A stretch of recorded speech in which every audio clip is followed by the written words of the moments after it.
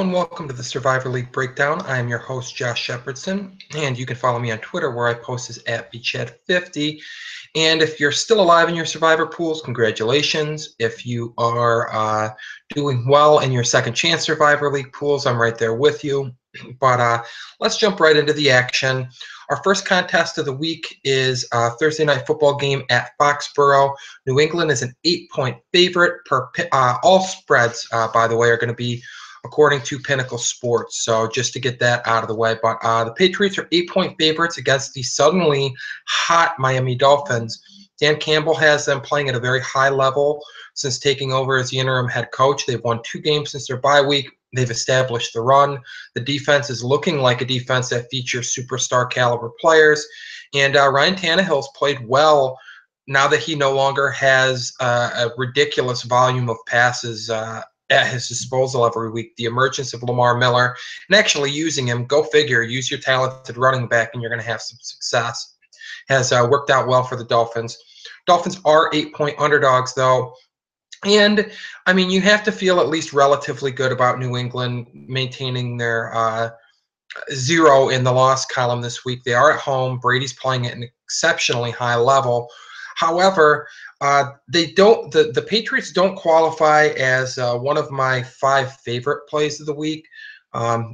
Maybe I'm buying too much into this momentum from the Dolphins or the fact that they're all fired up with Dan Campbell, but I just think that there are some safer options this week. Obviously, if you still have the Patriots left and you've yet to get knocked out of your original Survivor pool, it's hard to fault you for taking them as 8-point favorites. But if you're in a second chance pool, most likely you've got a number of other great options at your disposal. And I'd rather pick on some lesser teams than the suddenly hot Miami Dolphins. So obviously, if you have your choice, you're taking the Patriots here. But if you have some other options, I don't necessarily think that you have to go with the biggest favorite of the week or the team tied for the biggest favorite of the week, and that's the Patriots at home.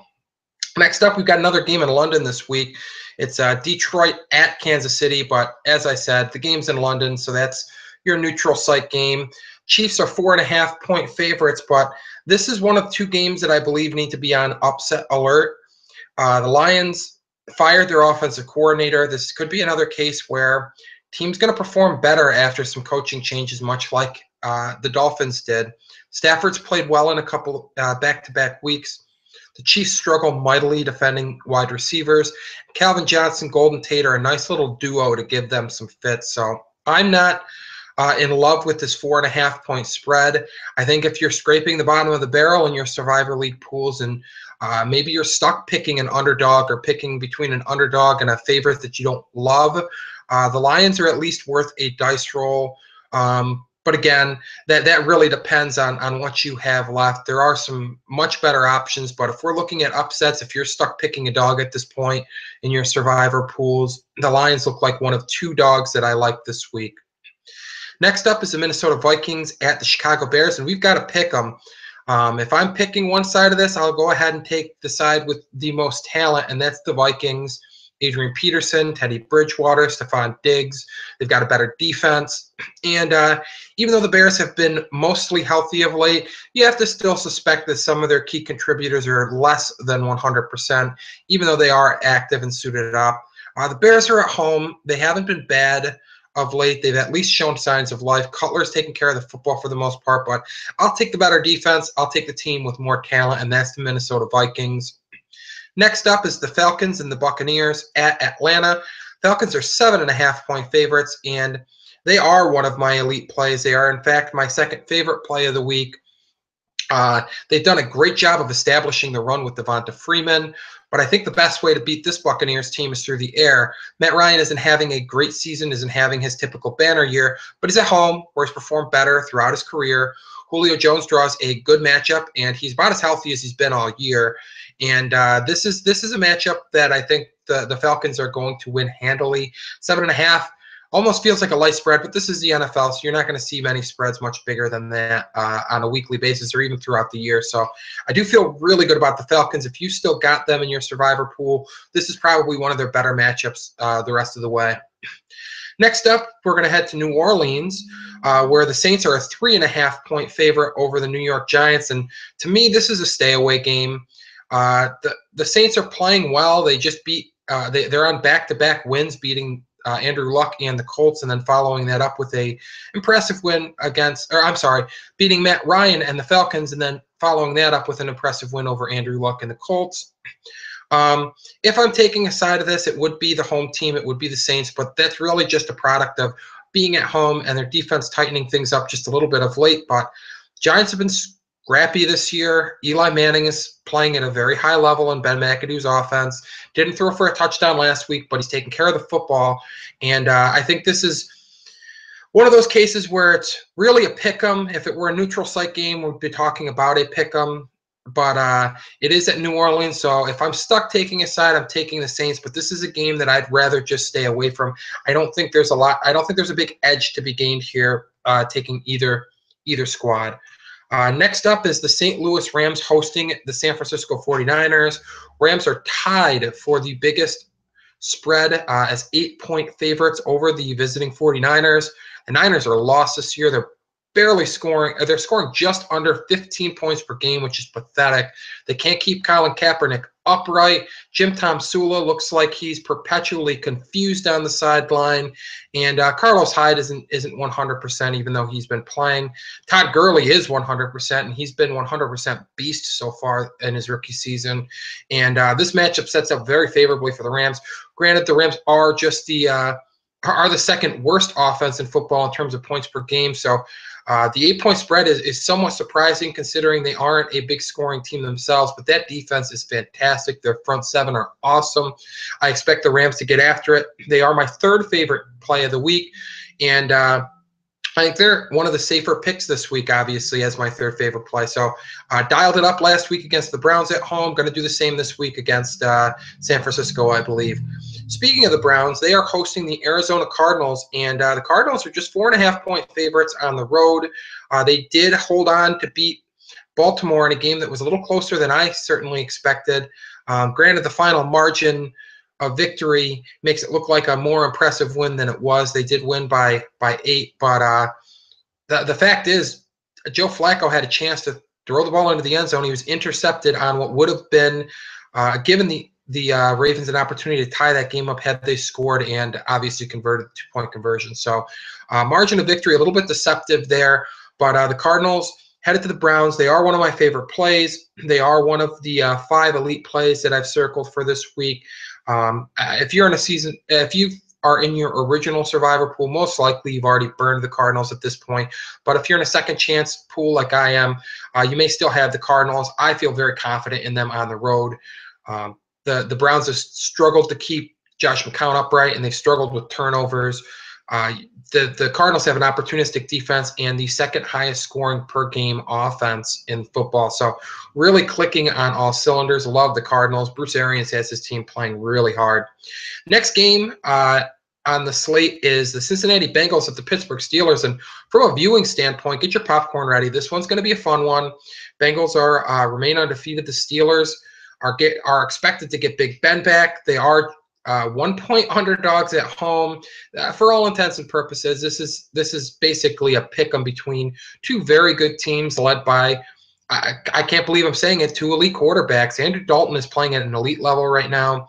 The Steelers struggle with tight ends, struggle a bit with number 1 wide receivers. So you've got A.J. Green and Tyler Eifert primed to pick them apart, but the Steelers have 2 fantastic receivers in their own right, and Antonio Brown and Martavis Bryant that can give the Bengals secondary fits, and obviously Le'Veon Bell is a stud.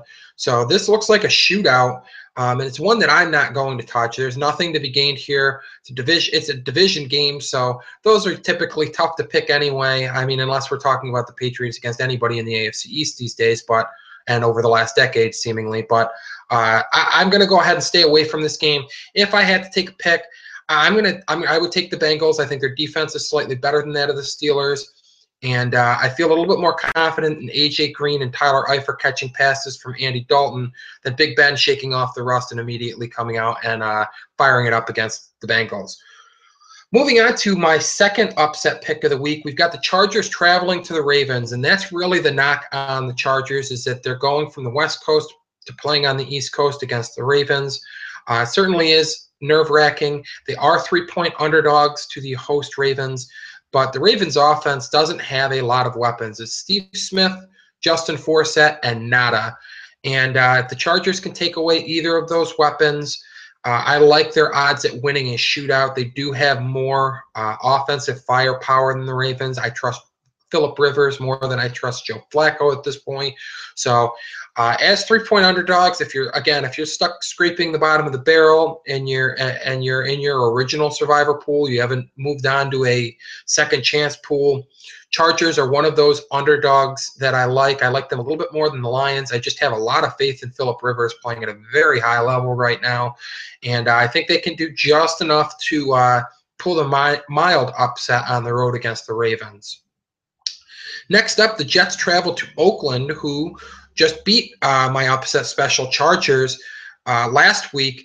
And the Jets, coming off of a hard-fought loss to the Patriots, they really gave them all that they could handle. And the Jets' defense looks good. They are 2-point favorites on the road. I do like them a little bit more than that 2-point spread. I think they are a usable team. I'm not overly concerned about using them against Derek Carr and the Raiders. I think Revis is going to go ahead and take away Amari Cooper, who's played at an exceptionally high level, and I think Antonio Cromartie can go ahead and give Michael Crabtree some problems, and that's going to put the ball in Latavius Murray's hands, and that could be problematic with a very good defensive line there in New York for the Jets. They got some big tackles. They've got some guys that can clog the running lanes. They're not allowing a lot of yards per play. They're not allowing a lot of points per game. This one looks like an ugly game. Obviously, Chris Ivory's health, if he is active, if his injury doesn't keep him from missing this game, would certainly help the Jets' cause. I do feel a little bit less inclined to take them in a survivor pool if he is nicked up. Relying on just Fitzpatrick and those wideouts is a little bit dicey, but even without Ivory, I still like the Jets ever so slightly because I think this turns into an ugly game, and I'll take the Jets defense in an ugly game like that with Todd Bowles really coaching those guys up this year. Next up is my favorite pick of the week, and that's the Seattle Seahawks. They are 6-point road favorites against the Dallas Cowboys. And the Matt Castle-led Dallas Cowboys. Matt Castle threw 3 picks, including 1 pick six in his first start of the year for the Cowboys. Not technically his first start of the year. He actually lined up under center for the Bills. So let me just get the semantics out of the way. But he was ugly against the Giants last week. The Cowboys are really struggling in the absence of Tony Romo. Darren McFadden went nuts last week, but he certainly got a stiffer challenge this week against the Seahawks, as opposed to that Giants front. And the Seahawks defense is playing at a high level. I expect them to give Matt Castle fits, and they got back to what they do best on offense, ground and pound last week with Marshawn Lynch. Expect more of the same this week. I think they open up a big lead early and salt it away. Seahawks, my favorite play of the week at -6 on the road at Dallas. Next up is Green Bay at Denver. Both teams coming off a bye. Broncos are 3-point home underdogs, and it's easy to understand why. I mean, Peyton Manning isn't Peyton Manning anymore, and Aaron Rodgers continues to play at an MVP level. Both defenses have been excellent this year. The Broncos have been arguably the best defense in football, and certainly not going to make life easy for Aaron Rodgers. But if anybody can exploit their excellent corners, their Pro Bowl caliber corners, it's going to be Aaron Rodgers. I mean, really, the NFL rules these days favor offenses, favor receivers, favor quarterbacks. So I do feel like Aaron Rodgers can limit mistakes, and I don't feel like at this point in his career Peyton Manning can. He's tied for the lead in turnovers, and by lead I mean highest interception total. So not good. He doesn't have any zip on his ball anymore. And while Ronnie Hillman's established himself as a pretty good runner in the last couple games, 2 games over 100 in his last 3, and it looks like he's going to be the guy in that backfield. Don't have enough faith in Peyton Manning if they get down and the Packers pin their ears back. They've been very good about getting after the quarterback, and I think they can force Peyton Manning into some bad mistakes this week. So Packers actually feel really good about them. Almost went with labeling them an elite play and putting them in that top 5, making it a half dozen really confident picks, but I'm going to put them at just usable just because that Broncos defense is very good and because the Packers have struggled to run the ball this year. But of these close spreads, I feel very good about the Packers, more than I should, better than I should about a team that's just a field goal favorite. The final game of the week is the Colts traveling to Carolina. The Panthers are a touchdown and PAT 7-point favorite, and they're playing great football. That defense is humming. The running game is very good, and Cam Newton, despite having Greg Olsen and essentially nothing, it's Greg Olsen. Ted Ginn is their #1 receiver, and that pretty much tells you all you need to know about the state of their receiving corps. They've been excellent. The formula's worked for them, and that defense is cooking. Andrew Luck is turning the ball over at a high rate this year. The Colts just doing an average job of keeping them upright. And their running game, it's basically non-existent because they refuse to turn to it. And this week, it makes sense to not care to turn to it a ton because the Panthers are fairly good up front. But airing it out against Josh Norman could prove problematic, and that very talented secondary could prove problematic for Luck this week. I think the 7-point spread is fair. Panthers are my 4th favorite play this week, and I think that they are an obviously strong play at home looking to stay undefeated. And with that, that's going to wrap things up. Check out fantasyfootballcafe.com for great articles, but also check out the forums. A lot of activity on there, a lot of passionate fantasy football fans just looking to chat some football. So get on there and enjoy the rest of the season, and good luck this weekend.